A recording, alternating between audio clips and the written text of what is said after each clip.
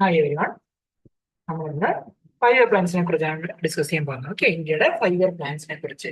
Okay, അപ്പം ആദ്യം തന്നെ എന്താണ് 5 ഇയർ പ്ലാൻ നമ്മൾ മനസ്സിലാക്കും. എന്താണ് 5 ഇയർ പ്ലാൻ? 5 ഇയർ പ്ലാൻ എന്ന് വെച്ചാൽ വേറെ ഒന്നുമില്ല, ഒരു ഗവൺമെന്റ് ഒരു 5 വർഷത്തേക്ക് അവരുടെ പ്ലാൻസ്, ഫ്യൂച്ചർ പ്ലാൻസ്, എന്തൊക്കെ സ്കീംസ് അവർ കൊണ്ടുവരുന്നു, എന്തൊക്കെ എന്താ പറയുക, പുതിയ ഇന്നോവേറ്റീവ് ഐഡിയസ് എന്തൊക്കെ കൊണ്ടുവരുന്നു, എങ്ങനെ ഒരു കൺട്രി റൺ ചെയ്യാം, അങ്ങനെ ഒരു 5 വർഷ കാലഘട്ടത്തിലേക്ക് ഇന്ത്യയുടെ പ്ലാനിങ്, ഒരു എക്കണോമിക് പ്ലാനിങ് നമ്മൾ എന്താണ്, ഒരു വ്യക്തി ആവുമ്പോഴും നമുക്കൊരു സേവിങ്സ്, ഒരു എക്സ്പെൻഡിച്ചർ, അങ്ങനെ നമ്മൾ പ്ലാൻ ചെയ്താണല്ലോ ഒരു വ്യക്തി ആകുമ്പോഴായാലും ഒരു കുടുംബമായാലും അതേപോലെ ഒരു കൺട്രിക്ക് ടോട്ടലായിട്ട് ആസ് എ ഹോൾ എക്കണോമിക് പ്ലാനിങ്ങിന്റെ അത്യാവശ്യമുണ്ട്. ഏതൊക്കെ സ്കീമിന് എത്ര കൊടുക്കാം, ഏതൊക്കെ റീജിയനിൽ എന്തൊക്കെ കൊണ്ടുവരാം, എന്തൊക്കെ അനിവാര്യമാണ്, അതിന് നമുക്ക് എത്രത്തോളം എക്കണോമിക്കായിട്ട് എത്രത്തോളം ഫീസിബിലിറ്റി അതിനുണ്ട്, അതൊക്കെ നോക്കുന്നതിനാണ് നമ്മൾ economic planning. The first planned economic growth in India began in 1950. 1951 തുടങ്ങി. 51 തൊട്ട് 56 വരെയാണ് ആദ്യത്തെ ഇന്ത്യയുടെ 5 ഇയർ പ്ലാൻ. ഓക്കെ, അപ്പൊ 5 ഇയർ പ്ലാൻ തുടങ്ങുന്നത് 1951.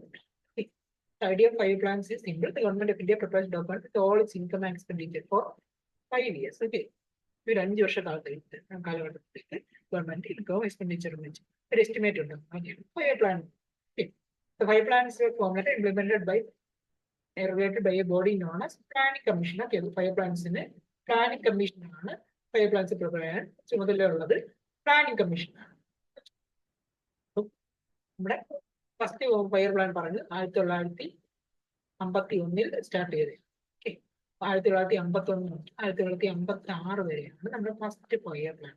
ഓക്കെ, അപ്പം അറിയാം നമ്മുടെ ഫസ്റ്റ് 5 ഇയർ പ്ലാൻ എന്റെ സമയത്ത് ആരായിരുന്നു പ്രൈം മിനിസ്റ്റർ എന്ന് പറഞ്ഞാൽ പണ്ഡിറ്റ് ജവഹർലാൽ നെഹ്റു ആയിരുന്നു. ഇന്ത്യയുടെ ആദ്യത്തെ പ്രധാനമന്ത്രിയായിട്ടുള്ള പണ്ഡിറ്റ് ജവഹർലാൽ നെഹ്റു ആണ് ഇത് പാർലമെന്റ് മുമ്പിൽ പ്രസന്റ് ചെയ്ത് first 5 year. Okay, first 5 year പ്ലാനിന്റെ ആ സമയത്തുള്ള പ്രൈം മിനിസ്റ്റർ ആണെന്ന് വെച്ചാൽ പണ്ഡിറ്റ് ജവഹർലാൽ നെഹ്റു ആണ്. ഓക്കെ, 5 ഇയർ പ്ലാനിന്റെ പ്രസിഡന്റ് ആണെന്ന് വെച്ചാൽ ജവഹർലാൽ നെഹ്റു തന്നെയാണ്. Vice president Gulzari Nath. Okay, vice president Gulzari Nath. ഈ ഇതേപോലെ തന്നെ വേറെ വ്യക്തിയുടെ പേരെന്താണെന്നുണ്ടെങ്കിലും KN രാജ്. ഈ KN രാജാണ് architect first 5 year plan. Architect first 5 year plan എന്ന് പറഞ്ഞാൽ KN രാജാണ്. ഈ 5 ഇയർ പ്ലാനിനെ Harrod Domar model, Harrod Domar model എന്നാണ് ഫസ്റ്റ് 5 ഇയർ പ്ലാനിനെ അറിയപ്പെടുന്നത്. ഓക്കെ, ഫസ്റ്റ് നമ്മൾ 1951 ആ ഒരു കാലഘട്ടത്തിൽ നമ്മൾ ആലോചിച്ചാൽ നമുക്ക് സ്വാതന്ത്ര്യം കിട്ടി 1-2 വർഷമായുള്ളൂ. അപ്പൊ എന്തൊക്കെ സംബന്ധിച്ചു? പാർട്ടീഷൻ ഉണ്ടായിരുന്നു, ഫുഡിന് ഭയങ്കര ഷോർട്ടേജ് ഉണ്ടായിരുന്നു, ഭയങ്കര വയലൻസും അങ്ങനെ ഭയങ്കര അൺട്രസ്റ്റും ഒക്കെ ഉണ്ടായിരുന്ന അങ്ങനെ ഒരു അറ്റ്മോസ്ഫിയർ ഉണ്ടായിരുന്ന സമയത്താണ് എന്ത് കൊണ്ടുവന്നത്? ഫസ്റ്റ് 5 ഇയർ പ്ലാൻ കൊണ്ടു. ഓക്കെ, അപ്പൊ മെയിൻ ആയിട്ട് ഇന്ത്യ ഫേസ് ചെയ്തെന്ന് പറഞ്ഞാൽ ഒന്ന് ഈ പാർട്ടീഷൻ കാരണമുള്ള റെഫ്യൂജീസിന്റെ റെഫ്യൂജീസ് അങ്ങോട്ടും ഇങ്ങോട്ടും വന്നുകൊണ്ടിരുന്നു. ഇന്ത്യ പാകിസ്ഥാനുമായിട്ട് സ്പ്ലിറ്റ് ഉണ്ടായതുകൊണ്ട് റെഫ്യൂജീസ് ഒരുപാട്. അതുപോലെ തന്നെ ഫുഡിന് വളരെ ഷോർട്ടേജ് ഉണ്ടായിരുന്ന സമയമായിരുന്നു. അതുപോലെ തന്നെ ഇൻഫ്ലേഷനും വളരെ അധികമായിരുന്നു. ഓക്കെ, അപ്പൊ ഫസ്റ്റ് 5 ഇയർ പ്ലാനിന് അഗ്രികൾച്ചറിന് ഊന്നൽ നൽകിയാണ് first 5 year plan.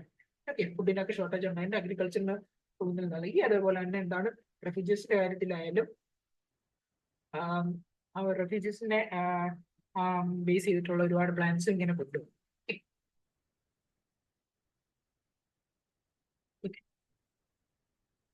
KN Raj പറഞ്ഞു. ആരാണ് KN രാജ് എന്ന് പറഞ്ഞ ആർക്കിടെക്ട് ഫസ്റ്റ് 5 ഇയർ പ്ലാൻ ആണ്. ഓക്കെ, ഫസ്റ്റ് 5 ഇയർ പ്ലാനിന്റെ ആർക്കിടെക്ട് വെച്ചാൽ KN രാജ് ആണ്. ഓക്കെ, പുള്ളി പറഞ്ഞതെന്ന് വെച്ചാൽ India should has slowly for the first 2 decades. Okay, നമുക്ക് ഫ്രീഡം കിട്ടി വരുന്നതേ ഉള്ളൂ, നമ്മളൊന്ന് എന്താ പറയുക, ഒന്ന് സ്റ്റേബിളായി വരുന്ന ഒരു സമയമാണ്. നമ്മൾ വളരെ പതുക്കെയായിരിക്കണം. ആദ്യത്തെ 2 ഡിക്കേഡ്സിൽ എന്താ പറയുക, നമ്മുടെ പ്ലാനിങ്ങിനാണ് പുള്ളിയുടെ അഭിപ്രായം. Architect first 5 year plan. നേരത്തെ പറഞ്ഞ പോലെ അഗ്രികൾച്ചറിനാണ് ഊന്നൽ നൽകിയത്. ഇൻഡിപെൻഡൻസിന് ശേഷം നമ്മുടെ കൺട്രി റീബിൽഡിംഗ് ബേസ്ഡ് ആണ്. ഓക്കെ, ആ സമയത്താണ് നമ്മൾ ഫസ്റ്റ് 5 ഇയർ പ്ലാൻ. ഓക്കെ, പിന്നെ വളരെ ഇമ്പോർട്ടൻ്റ് ആയിട്ടുള്ള സംഭവമാണ് മേജർ ഡാം പ്രോജക്ട്സ് ആ സമയത്തുള്ള Bhakra Nangal, Hirakud and Nagarjuna Sagar dam were initiated during this. Okay, Bhakra Nangal dam, Hirakud, Nagarjuna Sagar. Okay, ഇത് പറയുമ്പോൾ നമ്മൾ പഠിക്കേണ്ട വേറെ ഇമ്പോർട്ടൻ്റ് ഉണ്ട്. ബക്രാനങ്കൽ ഇത് പറയുന്നത് അതിന്റെ കൂട്ടത്തിൽ പറയുന്നുള്ളൂ. ബക്രാനങ്കൽ എവിടെയാണ് സ്ഥിതി ചെയ്യുന്നതെന്ന് അറിയാം. ഓക്കെ, ബക്രാനങ്കൽ എന്ന് പറയുമ്പോൾ സത്ലജ് നദിയിലാണ്. ഓക്കെ, സത്ലജ് നദി, സത്ലജ് നദിയില് പഞ്ചാബ് ഹിമാചൽ പ്രദേശ് ബോർഡറിലാണ്. ഓക്കെ. ഹിമാചൽ പ്രദേശ് ബോർഡറിലാണ് ഈ സബ്ലൻഡ് അല്ലെങ്കിൽ ബക്രാനങ്കൽ ഡാം. അത് ഹിരാക്കുണ്ട. ഹിരാക്കുണ്ട നമുക്കറിയാം മഹാനദിയിലാണ്. ഓക്കെ, ഹിരാക്കുണ്ട മഹാനദിയിലാണ്. സ്റ്റേറ്റ് വരുന്നത് ഒറീഷ, ഇപ്പോഴത്തെ ഒഡീഷ.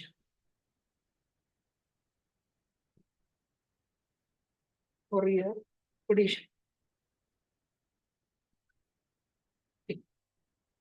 അതേപോലെ നാഗർജുന സാഗർ ഡാം എന്താണ് നമുക്ക് എല്ലാവർക്കും അറിയാം അല്ലേ? കൃഷ്ണ റിവറാണ്. എവിടെയാണ്? ആന്ധ്രാപ്രദേശിലാണ് വരുന്നത്. നാഗർജുന Sagar dam, Krishna river, Andhra Pradesh. Krishna river Andhra Pradesh. Pradesh അല്ല, ആന്ധ്രാപ്രദേശ്. ഓക്കെ, സൗത്ത് ഇന്ത്യയിലാണ്. പേര് കേട്ടത് മനസ്സിലായി.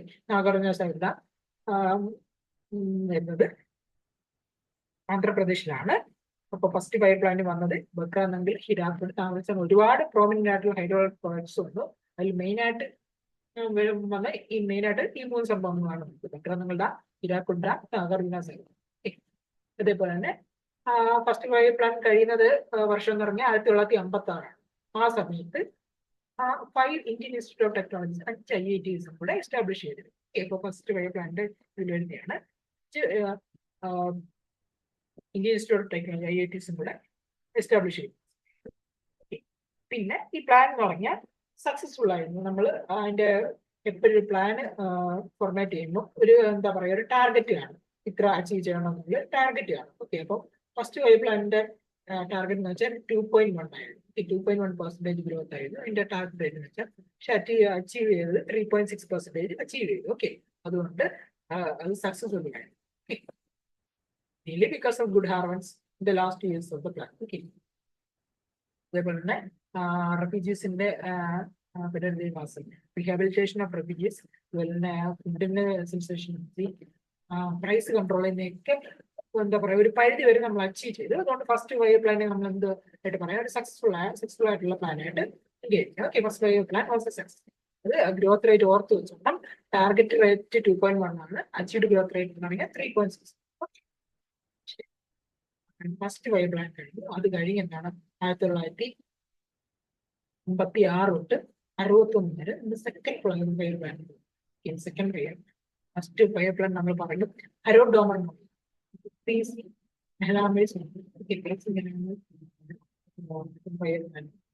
ഈ പുള്ളിക്കാരൻ തന്നെയാണ് ഇത് ട്രാക്ട് ചെയ്ത് പ്ലാൻ ചെയ്തത്. പുള്ളിക്കാരൻ തന്നെയാണ്. പുള്ളിയുടെ പേരിൽ പ്ലാനിൽ പറയുന്നത്. ഈ ഫസ്റ്റ് പൈപ്പ് പ്ലാൻ നമ്മൾ എന്താണ് agriculture mining. Second pipe plan എന്ന് പറയുമ്പോൾ ഇൻഡസ്ട്രിയലൈസേഷൻ, പബ്ലിക് സെക്ടർ എന്ന് വെക്കുന്നത് കൂടുതൽ എന്താ പറയുക ഇമ്പോർട്ടൻസ് വരും. റാപ്പിഡ് ഇൻഡസ്ട്രിയലൈസേഷൻ എന്ന് പറയുമ്പോൾ ഒരുപാട് എന്താ പറയാ ഇൻഡസ്ട്രീസ്, മെയിൻ ആയിട്ടും എന്താ പറയാ ഹെവി ഇൻഡസ്ട്രീസിനൊക്കെ ഒരുപാട് ഊന്നൽ നൽകിയ പൈപ്പ് പ്ലാൻ എന്ന് പറഞ്ഞാൽ നമ്മുടെ സെക്കൻഡ് പൈപ്പ്. അത് പ്രകാരം തന്നെ സ്റ്റീൽ പ്ലാന്റ്സ്, ഇൻഡസ്ട്രീസ് എന്ന് പറഞ്ഞാൽ മെയിൻ ആയിട്ട് 3 സ്റ്റീൽ പ്ലാന്റ്സ് സെക്കൻഡ് പൈപ്പ് പ്ലാനിൽ വന്നു എന്ന് പറയുമ്പോൾ Bhilai, Durgapur, Rourkela. Okay, Bhilai steel plant, Durgapur steel plant, അതുപോലെ കില സ്റ്റീൽ. ഓക്കെ, 3 നമ്മള് ഫസ്റ്റ് പൈപ്പ് പ്ലാനിൽ 3 ഹൈഡ്രോളിക് പ്രോജക്റ്റിന്റെ പേര് പഠിച്ചു, 3 ഡാംസിന്റെ പേര് പഠിച്ചു. ഇതിന്റെ 3 സ്റ്റീൽ പ്ലാന്റ്സ് ആണ് മെയിൻ ആയിട്ടുള്ള സ്റ്റീൽ പ്ലാന്റ്സിന്റെ പേര്. ഭിലായ്, ദുർഗാപൂർ, റൂർക്കേല. ഓക്കെ, ഇത് എവിടെയെന്നും കൂടെ പഠിക്കണം. ഇത് വേറെ ചോദ്യം വരാം. ഇത് എവിടെയും ഏത് രാജ്യത്തിന്റെ സഹായത്തോടെയാണ് നമ്മൾ ഈ സ്റ്റീൽ പ്ലാന്റ് കൺസ്ട്രക്ട് ചെയ്തത്, അതും കൂടെ ഇമ്പോർട്ടൻ്റ്. ഓക്കെ, അപ്പം ഭിലായ് സ്റ്റീൽ പ്ലാന്റ് വരുന്നത് ഛത്തീസ്ഗഡ് ആണ്. ഭിലായ് സ്റ്റീൽ പ്ലാന്റ് വരുന്നത് ഛത്തീസ്ഗഡ് ആണ്. ഏത് രാജ്യത്തിന്റെ സഹായത്തോടെയാണ് വരുന്നത്? ഇന്ത്യയുടെ ആ സമയത്ത് വളരെ ക്ലോസ് ആയിട്ടുള്ള നേഷൻ ആയിരുന്നു USSR എന്ന് പറഞ്ഞപ്പോൾ USSRന്റെ സഹായത്തോടെയാണ് ഭിലായ് സ്റ്റീൽ പ്ലാന്റ്. ഓക്കെ, ഛത്തീസ്ഗഡില് USSR സോവിയറ്റ് യൂണിയന്റെ സഹായത്തോടെയാണ് second five plant Bhilai steel plant. Okay, Durgapur പേര് കേട്ടാൽ തന്നെ അറിയില്ലേ, ദുർഗാദേവിയൊക്കെ ഒരുപാട്, അല്ലെങ്കിൽ കാളിദേവിയൊക്കെ ഒരുപാട് എന്താ പറയാ ഒരുപാട് റെസ്പെക്ട് ചെയ്യുന്ന, ഒരുപാട് ആദരിക്കുന്ന സ്ഥലമാണ് എന്തെന്ന് പറഞ്ഞാൽ വെസ്റ്റ് ബംഗാൾ. ഓക്കെ, അപ്പൊ വെസ്റ്റ് ബംഗാളിലാണ് ദുർഗാപൂരിലുള്ള സ്റ്റീൽ പ്ലാന്റ് എന്ന് വെച്ചാൽ വെസ്റ്റ് ബംഗാളിലുണ്ട്. Okay, West ബംഗാളിലുണ്ട്.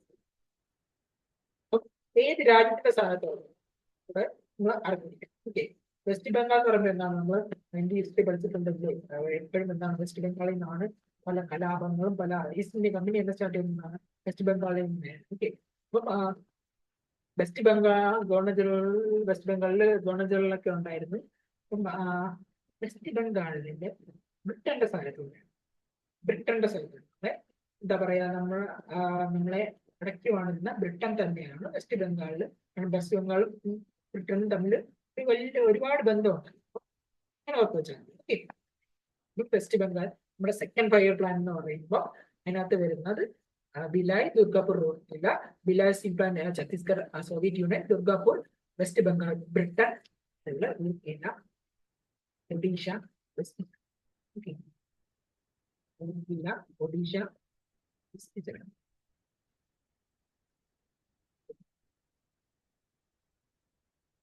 വെസ്റ്റ് ജർമ്മനിയുടെ സ്ഥലത്തുകൂടെയാണ് നമ്മുടെ റൂർക്കേല സ്റ്റീൽ പ്ലാന്റ് കൺസ്ട്രക്ട് ചെയ്തത്. ഓക്കെ, അപ്പൊ Bhilai Chhattisgarh USSR, Durgapur West Bengal, Rourkela West Bengal Britain, അതുപോലെ Rourkela Odisha West Germany. Okay, ഈ സെക്കൻഡ് 5 ഇയർ പ്ലാനിലാണെങ്കിൽ ഇമ്പോർട്സിനൊക്കെ എന്താ പറയാ, ഇമ്പോർട്സിനൊക്കെ ഒരു എന്താ പറയുക, നമ്മുടെ ഡൊമസ്റ്റിക് ഇൻഡസ്ട്രീസ് ഒന്ന് എന്താ പറയാ തിരിച്ച് വളരാൻ വേണ്ടി ഗവൺമെന്റ് എന്ത് ചെയ്തു, ഇമ്പോർട്സിനൊക്കെ ആണെങ്കിൽ എന്താ പറയുക ഒരു റെസ്ട്രിക്ഷൻസ് വെച്ചു. ഇമ്പോർട്സിനൊക്കെ ആണെങ്കിൽ ടാക്സ് ഒക്കെ കൊണ്ടുവന്നു. ഓക്കെ, അപ്പൊ ഇമ്പോർട്സ് കുറഞ്ഞു.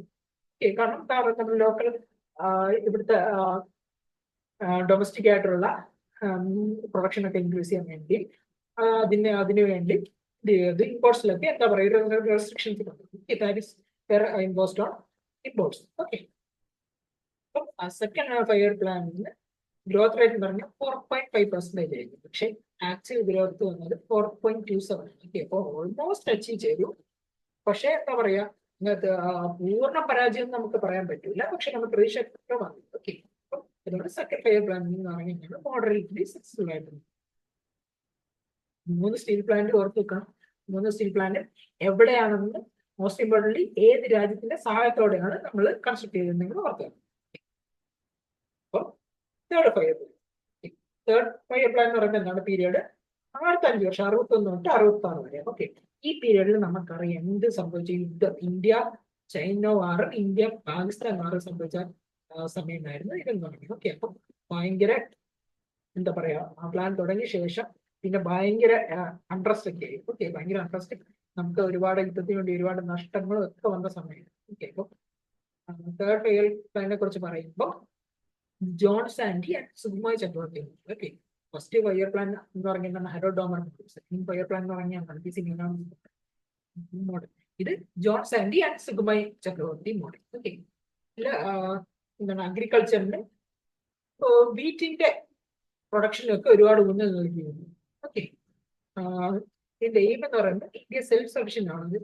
To make India self reliant, ബാക്കി രാജ്യങ്ങളെ ഒരുപാട് ഡിപ്പെൻഡ് ചെയ്യാണ്ട്. ഇപ്പൊ നമ്മൾ കഴിഞ്ഞ 5 ഇയർ പ്ലാനിൽ പറഞ്ഞു പല രാജ്യങ്ങളെ സ്ട്രാറ്റോടെയാണ് കൺസ്ട്രക്ട് ചെയ്തത്. അപ്പോൾ നമ്മൾ സെൽഫ് റിലയന്റ് ആവണം, സെൽഫ് ജനറേറ്റിംഗ് എക്കണോമി ആവണം എന്നൊരു ആശയത്തോടെ കൊണ്ടുവന്ന പ്ലാനാണ് നമ്മുടെ തേർഡ് 5 ഇയർ പ്ലാൻ. ഓക്കെ, അതേപോലെ തന്നെ വളരെ ഇമ്പോർട്ടന്റ് ആണ് തേർഡ് 5 ഇയർ പ്ലാനിലാണ് പഞ്ചായത്ത് ഇലക്ഷൻസ് കൊണ്ടുവന്നത്. ഓക്കെ, അതൊരു പഞ്ചായത്ത് ഇലക്ഷൻസ് ഉണ്ടായിരുന്നു. നമ്മുടെ എന്താ പറയാ, ഡെമോക്രസി എന്നൊക്കെ പറയുമ്പോൾ ഗ്രാസ് റൂട്ടിന്റെ അടിത്തട്ടിനെ തുടങ്ങി വരേണ്ട ഒരു സംഭവമാണെന്ന് പറഞ്ഞ് പഞ്ചായത്ത് ഇലക്ഷൻസ് ഒക്കെ ഇൻട്രൊഡ്യൂസ് ചെയ്തത് ഏതാണ്, ഈ തേർഡ് 5 ഇയർ പ്ലാൻ. അതേപോലെ തന്നെ സ്റ്റേറ്റ്സിന്റെ എഡ്യൂക്കേഷന് responsibility. Okay, states responsibility secondary and higher എഡ്യൂക്കേഷന്റെ റെസ്പോൺസിബിലിറ്റി സ്റ്റേറ്റിന് കൊടുത്തു. ഓക്കെ, അതായത് സ്റ്റേറ്റുകൾക്ക് അവിടുത്തെ സെക്കൻഡറി ആൻഡ് ഹയർ എഡ്യൂക്കേഷന്റെ ചുമതല നൽകി. നേരത്തെ പറഞ്ഞ പോലെ വീറ്റിന്റെ എന്താ പറയുക, വീറ്റ് പ്രൊഡക്ഷൻ ഒരുപാട് ഊന്നൽ നൽകിയ ഒരു 5 ഇയർ പ്ലാൻ ആയിരുന്നു ഇത്. അതുകൊണ്ട് തന്നെ എന്താണ് പഞ്ചാബിലാണല്ലോ ഒരുപാട് വീറ്റ് ഒക്കെ പ്രൊഡ്യൂസ് ചെയ്യുന്നത്. ഓക്കെ, ഇപ്പൊ Punjab began producing അബഡൻസ് of wheat. Okay, അതേപോലെ തന്നെ നേരത്തെ പറഞ്ഞു സ്റ്റേറ്റ്സിന്റെ റെസ്പോൺസിബിലിറ്റി എടുത്ത കാര്യം പറഞ്ഞു. അതുപോലെ തന്നെ state electricity boards, state secondary education ബോർഡ്സും സ്റ്റേറ്റ്സിന്റെ എഡ്യൂക്കേഷന്റെ റെസ്പോൺസിബിലിറ്റി എടുത്ത കാര്യം നേരത്തെ നമ്മൾ പറഞ്ഞു. പുറത്തൊക്കെ സ്റ്റേറ്റ് ഇലക്ട്രിസിറ്റി ബോർഡ്സ് ഉണ്ട്, എന്ത് ചെയ്തു ഫോം ചെയ്തു. ഓക്കെ, വിദ്യാഭ്യാസത്തിന് എന്താണ് അന്നത്തെ സമയത്ത് ഒരുപാട് പേര് എന്താ പറയാ, മണ്ണെണ്ണ വിളക്കിലൊക്കെ പഠിച്ചെന്ന് നമ്മുടെ വീട്ടുകാരൊക്കെ പറയില്ലേ.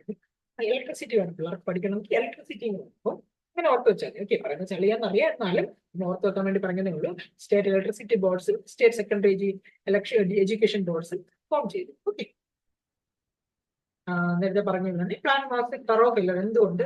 ഒന്ന് ഇന്ത്യ ചൈനീസ് വാർ 1962, പിന്നെ ഇന്ത്യ പാക് വാർ 1960. അപ്പം പിന്നെ 65-66 കാലഘട്ടത്തിൽ സിവിയർ ഡ്രോട്ടും.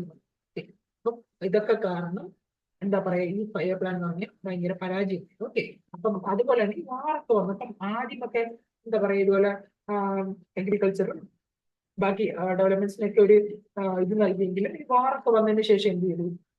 നമ്മുടെ ആ ഫോക്കസ് തന്നെ മാറി എന്തിലോട്ടായി?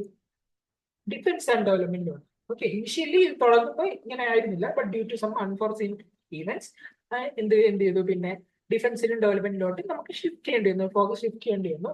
ഓക്കെ, അപ്പം എക്സ്പെക്ട് ചെയ്ത പോലെ തന്നെ എന്താ പറയുക, തേർഡ് ഫയർ പ്ലാൻ എന്ന് പറഞ്ഞാൽ യുദ്ധവും ഈ ബ്ലോട്ടറും ഒക്കെ കാണാൻ ഇത് ഭയങ്കര പരാജയമായിരുന്നു. ടാർഗറ്റ് ഗ്രോത്ത് റേറ്റ് എന്ന് വെച്ചാൽ 5.6 ആയിരുന്നു. അതിന്റെ പകുതി പോലും അച്ചീവ് ചെയ്യാൻ പറ്റി. ആക്ച്വൽ ഗ്രോത്ത് റേറ്റ് എന്ന് വെച്ചാൽ 2.4%. ഓക്കെ, അല്ലേ?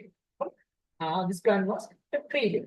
ഓക്കെ, അപ്പൊ ഈ തേർഡ് ഫയർ പ്ലാൻ കാരണം ഒരുപാട് എന്താ പറയാ നമ്മൾ വിചാരിച്ച പോലെ വരാത്തതുകൊണ്ട് ഒരുപാട് നാശനഷ്ടങ്ങളും വാറൊക്കെ വന്നുകൊണ്ട് നമ്മൾ എന്താ പറയാ വീണ്ടും റിക്കവർ ചെയ്ത് വരണം. ഓക്കെ, അതുകൊണ്ട് എന്ത് ചെയ്തു? Government fourth fire plan direct ആയിട്ട് അടുത്ത തവണ കൊണ്ടുവന്നില്ല. അതിന് പകരം എന്ത് ചെയ്തു? പ്ലാൻ ഹോളിഡേയ്സ് എന്ന് പറയാം, അല്ലെങ്കിൽ പ്ലാൻ ഇല്ലാത്തൊരു സമയം. ഈ സമയത്ത് ആനുവൽ പ്ലാൻസ് എന്ന രീതിയിലാണ് കൊണ്ടുവന്നത്. ആനുവൽ പ്ലാൻസ് എന്ന രീതിയിൽ കൊണ്ടുവന്നു. ഓക്കെ, അതായത് ഓരോ വർഷം ഓരോ പ്ലാൻ അങ്ങനെ രീതിയിലാണ് കൊണ്ടുവന്നത്. Okay, 1966 to 69 period. Okay, the shortage of food and agriculture formation of new agriculture strategy. വാറൊക്കെ വരുമ്പോൾ ഫുഡിനും അഗ്രികൾച്ചറിനും ഒക്കെ ഭയങ്കര ക്രൈസിസ് ഒക്കെ വരും. ഒരുപാട് എന്താ ഫുഡിനൊക്കെ ഒരുപാട് ബുദ്ധിമുട്ട് വരും. അഗ്രികൾച്ചറിൽ കുറച്ചും കൂടി ഇമ്പ്രൂവ്മെന്റ്സ് വരണം എന്നുള്ള ഇത് കാരണം H5 seeds, high yielding variety of seeds, ഫെർട്ടിലൈസേഴ്സിന്റെ ഉപയോഗങ്ങളും അതുപോലെ തന്നെ ബെറ്റർ ഇറിഗേഷൻ ഫെസിലിറ്റീസ്, കൃഷിക്കൊക്കെ ഒരുപാട് അഗ്രികൾച്ചർ പ്രൊഡക്ഷനൊക്കെ ഒരുപാട് ഊന്നൽ കൊടുത്തിരുന്നു. പിന്നെ എക്സ്പോർട്ട്സ് ഇൻക്രീസ് ചെയ്യാൻ വേണ്ടി എന്ത് ചെയ്തു? ഇത് ഇമ്പോർട്ടന്റ് ആണ്. Devaluation of rupee. Okay, devaluation of money സംഭവിച്ച ഏത് ഇതിലാണെന്ന് ചോദിക്കും. ഓക്കെ, പ്ലാൻ ഹോൾഡർ സമയത്താണ് ഇത് നമ്മുടെ ഇന്ത്യൻ റുപ്പി ഡിവാല്യൂ ചെയ്തു. ഓക്കെ, എന്തുകൊണ്ട്? ഇറക്കുമതി കൂട്ടാൻ വേണ്ടി, എക്സ്പോർട്ട്സ് ഇൻക്രീസ് ചെയ്യാൻ വേണ്ടി എന്ത് ചെയ്തു? ഗവൺമെന്റ് മണിയെ ഡിവാല്യൂ ചെയ്തു. 1969 വരെ നമ്മുടെ പ്ലാൻ ഹോളിഡേയ്സ് 3 ആനുവൽ പ്ലാൻസ് ആയിട്ടായിരുന്നു വന്നത്.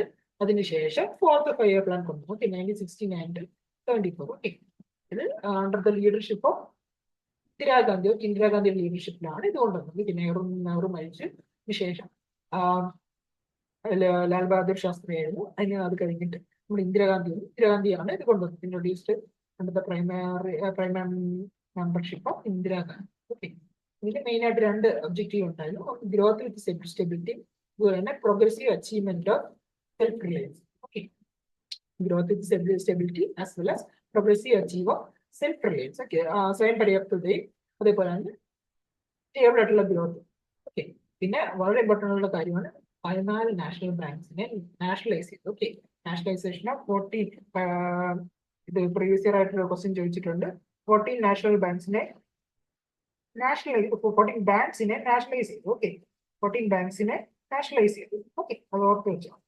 അതേപോലെ തന്നെ ബംഗ്ലാദേശ് 1971 എന്താണ് ബംഗ്ലാദേശ് ബംഗ്ലാദേശ് ലിബറേഷൻ വാർ, ഇൻഡോ പാക് വാർ എന്നാണ്. അപ്പൊ അതിൽ നിന്നാണ് ബംഗ്ലാദേശ് ഫോം ചെയ്തത്. ഓക്കെ, അതിനു മുമ്പ് വരെ വെസ്റ്റ് പാകിസ്ഥാനും ഈസ്റ്റ് പാകിസ്ഥാനും വരെ ആയിരുന്നു. ഇന്ത്യ ഈസ്റ്റ് പാകിസ്ഥാനെ ലിബറേറ്റ് ചെയ്തതാണ് ബംഗ്ലാദേശ്. ഓക്കെ, അപ്പൊ ആ സമയത്ത് വാർ കാരണം ഒരുപാട് റെഫ്യൂജീസ് എന്ത് ചെയ്തു? ഇന്ത്യയിലോട്ട് വന്നു. പിന്നെ ഞാൻ പറഞ്ഞു 65-66 കാലത്ത് ഡ്രോട്ട് ഒക്കെ ഉണ്ടായിരുന്നു. അപ്പൊ ഡ്രോട്ട് പ്രോൺ ഏരിയ പ്രോഗ്രാമിൽ ഒരു ഫയർ പ്ലാന്റ് ഒക്കെ ഇതായിട്ട് ലോഞ്ച് ചെയ്തു. പിന്നെ ഇതേപോലെ ഫാമിലി പ്ലാനിങ് പ്രോഗ്രാം. എന്താണ് ഫാമിലി പ്ലാനിങ് പ്രോഗ്രാം എന്ന് പറഞ്ഞാൽ, ഇന്ത്യ ആ സമയത്തൊക്കെ വളരെ പൂർ കൺട്രി ആണ്. എന്താണെന്ന് പറയാൻ, പോപ്പുലേഷൻ ഭയങ്കര അധികമായിരുന്നു. ആ പോപ്പുലേഷൻ കൺട്രോളിന്റെ ഭയങ്കര അത്യാവശ്യം ഉണ്ടായിരുന്നു. അതുപോലെ തന്നെ ജനിക്കുന്ന കുട്ടികൾക്ക് പല വൈകല്യങ്ങളും സംഭവിക്കാം. മദേഴ്സിന് ഈ പ്രസവ സമയത്ത് തന്നെ ഒരുപാട് അമ്മമാർ മരിക്കാം. ഇൻഫന്റ് മോർട്ടാലിറ്റി റേറ്റ് ഹൈ ആയിരുന്നു. ഓക്കെ, അപ്പം അതുപോലെ അങ്ങനെയൊക്കെ ഉള്ള ഒരു പശ്ചാത്തലത്തിൽ പോപ്പുലേഷൻ കൺട്രോൾ ചെയ്യാനും എന്താ പറയാ പ്രോപ്പർ ന്യൂട്രീഷൻ പിള്ളേർക്ക് കൊച്ചുകുട്ടിയിൽ പ്രോപ്പർ ന്യൂട്രീഷണൽ ഇത് കൊടുക്കാനും അതേപോലെ തന്നെ എന്താ പറയുക കോൺട്രാസെപ്റ്റീവ്സിന്റെ ഒക്കെ യൂസ് ഇൻക്രീസ് ചെയ്യാനും അങ്ങനെയൊക്കെ ഉള്ള രീതിയിൽ ഫാമിലി പ്ലാനിങ് പ്രോഗ്രാം ലോഞ്ച് ചെയ്തു. ഇത് ആക്ച്വലി ഫാമിലി പ്ലാനിങ് പ്രോഗ്രാം എന്ന് വെച്ചാൽ ഒരുപാട് നാൾ മുമ്പേ ഉണ്ടായിരുന്നു. പക്ഷെ മെയിൻ ആയിട്ട് എന്താ പറയാ, അതിനൊരു ഊന്നൽ കൊടുത്ത് ഇത് കൊണ്ടുവന്നത് ഈ ഫോർത്ത് ഫയർ പ്ലാൻ. ഓക്കെ, അതേപോലെ തന്നെ smiling with under the nuclear test. അറിയാം, ഇന്ത്യയുടെ ആദ്യത്തെ ന്യൂക്ലിയർ ടെസ്റ്റ് ആണ് എവിടെയാണ്? പൊക്രാൻ, രാജസ്ഥാനിലെ ജയ്സൽമർ ഡിസ്ട്രിക്റ്റിലെ പൊക്രാൻ എന്നുള്ള സ്ഥലത്ത് വെച്ചാണ് നമ്മൾ എന്ത് ചെയ്തത്? ഇന്ത്യ ന്യൂക്ലിയർ ടെസ്റ്റ് നടത്തിയത്. ഓക്കെ, അത് എപ്പോഴായിരുന്നു? ഈ ഫയർ പ്ലാന്റിന്റെ സമയത്തായിരുന്നു. ഓക്കെ, ഈ ഫയർ പ്ലാന്റിന്റെ സമയത്ത്. പിന്നെ ഈ ഫയർ പ്ലാന്റിന്റെ ഗ്രോത്ത് എക്സ്പെക്ട് ചെയ്ത് 5.6 ആയിരുന്നു. പക്ഷെ എന്താ സംഭവിച്ചത്? ആക്ച്വൽ ഗ്രോത്ത് റേറ്റ് 3.3 ആയി. എക്സ്പെക്ട് ചെയ്ത് 5.6, ആക്ച്വൽ ഗ്രോത്ത് റേറ്റ് 3.3. അപ്പൊ എന്ത് ചെയ്തു? ഈ പ്ലാനിൽ എന്താണ് ഒരു ഫെയിലർ ആയിട്ടാണ് കാണുന്നത്. ഈ സ്പൈനിന്റെ വർഷം 1974.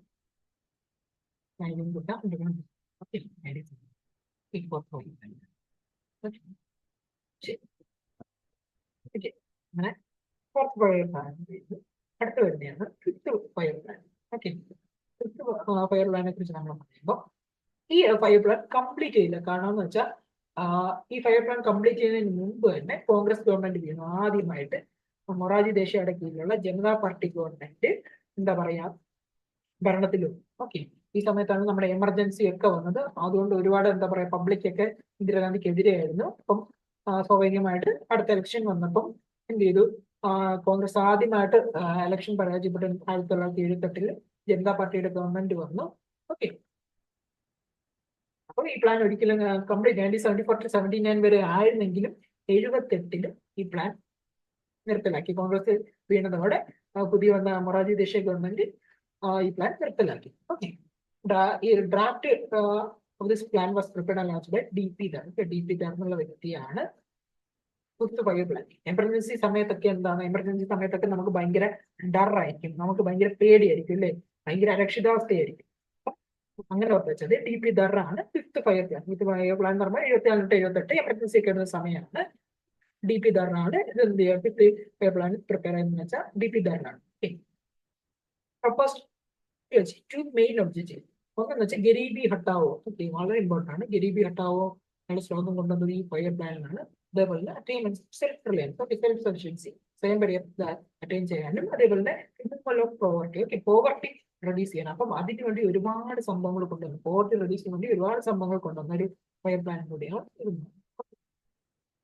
Electricity supply act amended was amended in 1975 to enter enabling the central government to enter into power generation and transmission. ഒക്കെ സെൻട്രൽ ഗവൺമെന്റ് പവർ ജനറേഷൻ ട്രാൻസ്മിഷനിലൊക്കെ ഒരു സേ ഉണ്ടാകാൻ വേണ്ടി എന്ത് ചെയ്ത് ഇലക്ട്രിസിറ്റി സപ്ലൈ ആക്ട് കൊണ്ടുവന്നു 1975.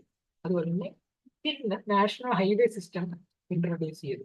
ഓക്കെ, ഈ ഫയർ പ്ലാന്റ് ഇതായിട്ട് Indian national highway system ചെയ്തു. അതുപോലെ തന്നെ മിനിമം നീഡ്സ് പ്രോഗ്രാം. ഓക്കെ, ഒരു വ്യക്തിക്ക് ആവശ്യമുള്ള കുറച്ച് എന്താ പറയാ ഫുഡ്, ഷെൽട്ടർ, ക്ലോത്തിങ്, അതുപോലെ ബേസിക് ആയിട്ടുള്ള കുറച്ച് നീഡ്സ് ആണ്. ആ ബേസിക് ആയിട്ടുള്ള മിനിമം നീഡ്സ് പ്രൊവൈഡ് ചെയ്യണമെന്നുണ്ട്. അതിന് വേണ്ടി കൊണ്ടുവരാണ് minimum needs programme. Okay, minimum needs പ്രോഗ്രാമിന്റെ കൂടെ തന്നെ പറയുന്നതാണ് 20 point programme. Okay, 20 point programme. ഇതിന് ഒരു വ്യക്തിക്ക് ആവശ്യമായിട്ടുള്ള ഇമ്പോർട്ടൻ്റ് ആയിട്ടുള്ള കുറച്ച് കാര്യങ്ങളെ കുറിച്ചാണ് ഞാൻ പറഞ്ഞത്. 20 point programme, minimum needs programme കൊണ്ടുവന്നതെന്ന് വെച്ചാൽ അവിടെ ഫിഫ്ത്ത് ഫയർ പ്ലാനാണ്. നേരത്തെ ഞാൻ പറഞ്ഞതുപോലെ തന്നെ എന്ത് ചെയ്തു? ഈ ഫയർ പ്ലാനിന്റെ ഇടയിൽ കോൺഗ്രസ് ഗവൺമെന്റ് വീണു. അതുകൊണ്ട് newly elected Morarji Desai government ആണ് വന്നത്. അവരെന്ത് ചെയ്തു? ഈ പ്ലാൻ റിജക്ട് ചെയ്തു. ടാർഗറ്റ് ഗ്രോത്ത് എന്ന് വെച്ചാൽ 4.4 ആയിരുന്നു, ആക്ച്വൽ ഗ്രോത്ത് 4.8 ആയിരുന്നു. ഈ പ്ലാൻ സക്സസ്ഫുൾ തന്നെയായിരുന്നു. ഓക്കെ, ടാർഗറ്റ് ഗ്രോത്ത് റേറ്റ് 4.4ഉം ആക്ച്വൽ ഗ്രോത്ത് റേറ്റ് എന്ന് പറയുമ്പോൾ 4.8%.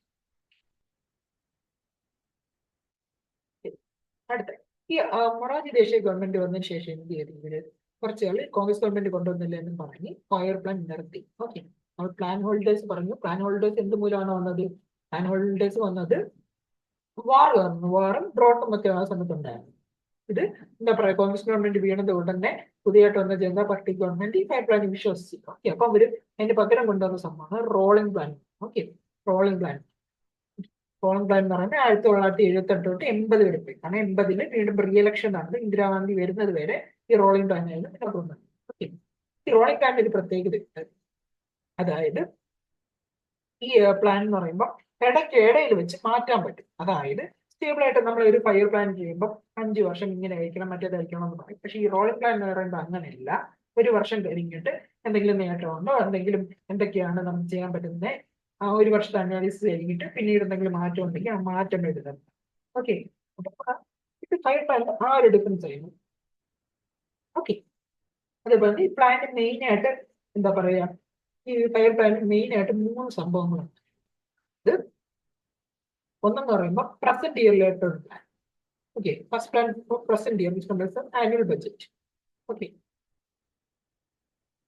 സെക്കൻഡ് പ്ലാൻ എന്ന് പറയുമ്പോൾ fixed number of years which may be 3, 4, 5 years. Okay, ഈ സെക്കൻഡ് പ്ലാൻ ആണ് മെയിൻ ആയിട്ട് എന്താ പറയുക, റിക്വയർമെന്റ്സ് ഓഫ് ഇന്ത്യൻ എക്കണോമി അനുസരിച്ച് ചേഞ്ച് ചെയ്തുകൊണ്ടിരിക്കുന്നത്. ഫസ്റ്റ് പ്ലാൻ എന്ന് പറയുമ്പോൾ നമ്മുടെ പ്രസന്റ് ഇയറിന്, സെക്കൻഡ് പ്ലാൻ എന്ന് പറയുമ്പോൾ എന്താ പറയുക, ഒരു 3 വർഷം, 4 വർഷം, ഒരു 5 വർഷം പീരീഡിലോട്ടാണ് സെക്കൻഡ് പ്ലാൻ ചെയ്യുന്നത്. അത് ഇടയ്ക്കിടയ്ക്ക് ചേഞ്ച് ചെയ്യണം, നമ്മുടെ എക്കണോമി എങ്ങനെ പോകുന്നതനുസരിച്ച്, അല്ലെങ്കിൽ എക്കണോമിക്ക് എന്തെങ്കിലും റിക്വയർമെന്റ്സ് വരുന്നതെന്ന് വെച്ച് നേരത്തെ തീരുമാനിച്ച പോലെ അല്ലാണ്ട് എന്താ പറയാ, ആ സിറ്റുവേഷൻ അനുസരിച്ച് ചേഞ്ച് ചെയ്യാൻ പറ്റും ടാർഗറ്റും അങ്ങനെയുള്ള കാര്യങ്ങളൊക്കെ. പിന്നെ തേർഡ് പ്ലാൻ എന്ന് പറയുമ്പോൾ ഒരു എന്താ പറയുക, ലോങ് ടേം പെർസ്പെക്റ്റീവ് വരുന്ന പ്ലാൻ, ഒരു 10, 15, 20 വർഷം. ഇപ്പൊ വലിയ വലിയ കൺസ്ട്രക്ഷൻസ്, വലിയ വലിയ ഡാം അല്ലെങ്കിൽ അങ്ങനെയുള്ള സംഭവങ്ങളൊക്കെ എന്ത് ചെയ്യണം, ഒരു 10, 15, അല്ലെങ്കിൽ വലിയ റോഡ്സ് അങ്ങനെയുള്ള ഇതിനൊക്കെ എന്താ പറയുക, ചില മെട്രോ ഇങ്ങനെയുള്ള ഇതൊക്കെ വെച്ച് ലോങ് ടേം ഇനിഷ്യേറ്റീവ് വേണ്ടത് വെച്ച് ഉള്ള സംഭവങ്ങളാണ് തേർഡ് പ്ലാൻ വരുന്നത്. ഓക്കെ,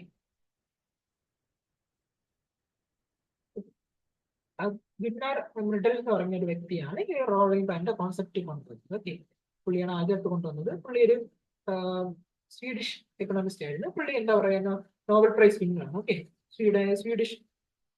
സ്വീഡനിൽ നിന്ന് വരുന്ന വ്യക്തിയാണ് പുള്ളി. സ്വീഡിഷ് എക്കണോമിസ്റ്റ് ആയിരുന്നു ഗുന്നാർ മിഡൽ. ഓക്കെ, പുള്ളിയാണ് റോളിംഗ് പ്ലാന്റെ കോൺസെപ്റ്റ് ആദ്യമായിട്ട് കൊണ്ടുവന്നത്. ഞാൻ പറഞ്ഞ പോലെ തന്നെ 80-ൽ എന്ത് സംഭവിച്ചു, 80-ൽ ജനതാ പാർട്ടി ഗവൺമെന്റ് വീണ്ടും നമ്മുടെ ഇന്ദിരാഗാന്ധി വന്നു. അപ്പൊ എന്ത് ചെയ്തു, കോൺഗ്രസ് ഗവൺമെന്റ് വീണ്ടും വന്നു. അപ്പൊ എന്ത് ചെയ്തു, ഫയർ പ്ലാൻസ് റീഇൻസ്റ്റേറ്റ് ചെയ്തു. അപ്പം 6th ഫയർ പ്ലാൻ 1980 തൊട്ട് 85 വരെയാണ്. ഓക്കെ, ഈ വർഷമൊക്കെ ഓർത്ത് വെക്കണം. 1980 to 85 വരെയാണ് 6th fire plan. Okay, plan focused on increasing national income, modernization of technology and ensuring countries decrease in poverty and unemployment. ഈ 80-കളിൽ അറിയില്ല, 80-ലുള്ള പടങ്ങൾ, സിനിമകളൊക്കെ നമ്മൾ കണ്ടാൽ മതി. ഇപ്പം നാടോടിക്കാറ്റായാലും, റാംജിറാസ് സ്പീക്കിംഗ് ആയാലും, സുകുമദേവി ആയാലും, ആ സിനിമകളിലൊക്കെ എന്താണ് പറയുന്നത്, അൺഎംപ്ലോയ്മെന്റിനെ കുറിച്ച് ഒരുപാട് പറയുന്നുണ്ട് അല്ലേ. തൊഴിലില്ലായ്മ ഭയങ്കര രൂക്ഷമായ സമയമായിരുന്നു ആ സമയത്ത്. അപ്പം 80-കളിലൊക്കെ വരുമ്പോൾ അൺഎംപ്ലോയ്മെന്റ് ഓർത്ത് വെച്ചു. കാരണം അത് ബേസ് ചെയ്ത് ഒരുപാട് പ്ലാനിങ്, ഒരുപാട് സ്കീംസും കൂടെ പിന്നെ കൊണ്ടുവന്നിട്ടുണ്ട്. ഓക്കെ, അപ്പോൾ 6th ഫയർ പ്ലാൻ എന്ന് പറഞ്ഞാൽ നമ്മൾ 80-കളുടെ കാലഘട്ടമാണ് അൺഎംപ്ലോയ്മെന്റിന് ഓർത്ത് വെച്ചത്. ഓക്കെ, ഇത് എക്കണോമിക് ലിബറലൈസേഷൻ, അതായത് പ്രൈവറ്റ് ഫേംസിന്റെ ഒക്കെ പാർട്ടിസിപ്പേഷന് എൻകറേജ് ചെയ്ത് കൊണ്ടുവന്നു. ഓക്കെ, എക്കണോമിക് ലിബറലൈസേഷന്റെ ഒക്കെ ഒരു ബിഗിനിങ് ആയിരുന്നു ഇത്. ഓക്കെ, 6th ഫയർ പ്ലാൻ എന്ന് പറയുമ്പോൾ എന്താണ്, പ്രൈവറ്റ് സെക്ടറിനൊക്കെ കുറച്ചും കൂടെ എന്താ പറയുക, ഒരു മുതൽ മതി. ഓക്കെ, പിന്നെ price controls were limited and ration shops were closed. Okay, this led to increase in food prices and increase in cost of living. Okay, price controls ഒക്കെ കുറച്ചത് കാരണം എന്ത് ചെയ്തു, ഫുഡ് പ്രൈസ്, കോസ്റ്റ് ഓഫ് ലിവിങ്ങിനെ increase ചെയ്തു. Okay, ഞാൻ പറഞ്ഞു liberalise ചെയ്യേണ്ട സമയമായിരുന്നു.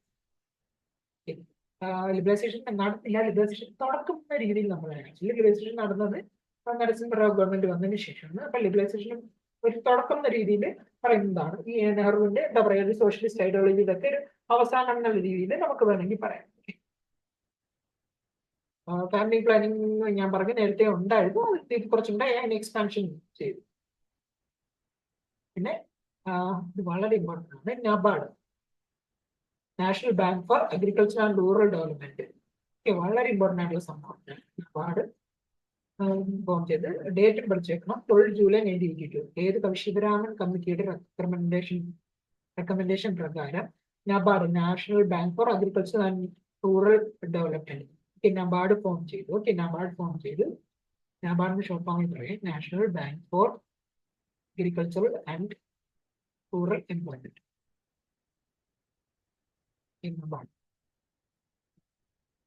നബാർഡ് ഫോം ചെയ്ത വർഷവും കൂടെ ഓർത്ത്, ഡേറ്റും കൂടെ ഓർത്ത് വെച്ചോ, 12th ജൂലൈ 1982. ഈ ഡേറ്റ് ഇമ്പോർട്ടൻ്റ് ആണ്. Okay, 12th July 1982. ഏത് കമ്മിറ്റിയുടെ, പ്രീവിയസ് ചോദിച്ചിട്ടുള്ളതാണ്, ഏത് കമ്മിറ്റിയുടെ റെക്കമെൻഡേഷൻ പ്രകാരമാണ് വന്നത്? ശിവരാമൻ കമ്മിറ്റിയുടെ റെക്കമെൻഡേഷൻ പ്രകാരം വന്നതാണ് നമ്മുടെ നബാർഡ് നയം. അതേപോലെ തന്നെ ഞാൻ പറഞ്ഞു തൊഴിലില്ലായ്മ 80കളുടെ കാലഘട്ടമാണ്, തൊഴിലില്ലായ്മയാണെന്ന് ഞാൻ പറഞ്ഞു. അപ്പം അതിന് വേണ്ടിയുള്ള ഒരുപാട് സ്കീംസ് കൊണ്ടുവന്നു. Training of rural youth for self employment, TRYSEM. നമ്മൾ വീട്ടിൽ എന്താണ്, വീട്ടിൽ നമ്മൾ ചുമ്മാ ഇങ്ങനെ ഇരിക്കുമ്പോൾ ഈ എന്താ പറയാ കോളേജൊക്കെ കഴിഞ്ഞ് നമ്മൾ ചുമ്മാ ഇരിക്കും, വീട്ടുകാരെന്ത് പറയും, എന്തിനാണ് നീ വെറുതെ ഇങ്ങനെ ഇരിക്കുന്നത്, ട്രൈ സം ജോബ് അല്ലേ, ട്രൈ സം ജോബ്. അപ്പം അങ്ങനെ ഓർത്തിച്ചാൽ മതി, training for rural youth for self employment. Okay, TRYSEM. TRYSEM നീ എന്തിനെങ്കിലും ശ്രമിക്കുക, ഏതെങ്കിലും ജോലിക്ക് ശ്രമിക്കും. അപ്പം ട്രൈസം, അപ്പം training of rural youth for self employment, TRYSEM start ചെയ്ത് ആ 15 ഓഗസ്റ്റ് 1979 നമ്മുടെ എന്താ പറയുക ഇൻഡിപെൻഡൻസ് ഡേ, 1979 ഇൻഡിപെൻഡൻസ് ഡേക്ക് സ്റ്റാർട്ട് ചെയ്ത സ്കീമാണ് training of rural youth for self employment, try scheme. അതേപോലെ തന്നെ integrated rural development programme October 2, 1980 Gandhi Jayanti ദിവസം integrated rural development programme launch ചെയ്തു. അതുപോലെ തന്നെ നാഷണൽ റൂറൽ എംപ്ലോയ്മെന്റ് പ്രോഗ്രാം, വീണ്ടും എന്താ പറയുക തൊഴിലില്ലായ്മ വരും. ഓക്കെ, അപ്പം റൂറൽ ഏരിയസിനാണ് തൊഴിലില്ലായ്മ ഒരുപാട് രൂക്ഷമായിട്ടുള്ളത്. അതുകൊണ്ട് the national rural employment programme NREP was launch in October 1980. ഇത് എന്താ പറയുക ഈ പ്ലാനും ഫെയർലി സക്സസ്ഫുൾ ആയിരുന്നു. ടാർഗറ്റ് ഗ്രോത്ത് റേറ്റ് എന്ന് പറയുമ്പോൾ എത്രയാണ്, 5.2% ആണ്. 5.2% ആണ് ടാർഗറ്റ് ഗ്രോത്ത് റേറ്റ് എന്ന് പറയുമ്പോൾ. ആക്ച്വൽ ഗ്രോത്ത് റേറ്റ് എന്ന് പറയുമ്പോൾ എത്ര വന്നു, 5.7% വന്നു. അപ്പം actually this was also A successful plan. ഇനി അടുത്ത 7th ഫയർ പ്ലാൻ എന്ന് പറയുമ്പോൾ ഇന്ദിരാഗാന്ധിയുടെ ഒക്കെ എന്താ പറയാ, ഇന്ദിരാഗാന്ധി കൊലപ്പെടുത്തി അതിനുശേഷം എന്താ പറയാ ഇന്ദിരാഗാന്ധിയുടെ വധത്തിൽ പൊതുവെ എന്താ പറയാ നമ്മുടെ രാജ്യത്തിനൊക്കെ ഒരു നാഷണൽ സെന്റിമെന്റ്സ് ഉണ്ടായിരുന്നു.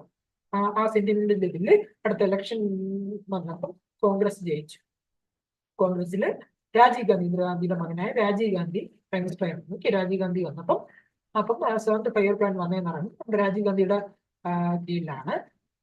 ഡോക്ടർ മൻമോഹൻ സിംഗ് ആയിരുന്നു ഈ പ്ലാനിംഗ് കമ്മീഷന്റെ ഡെപ്യൂട്ടി ചെയർമാൻ.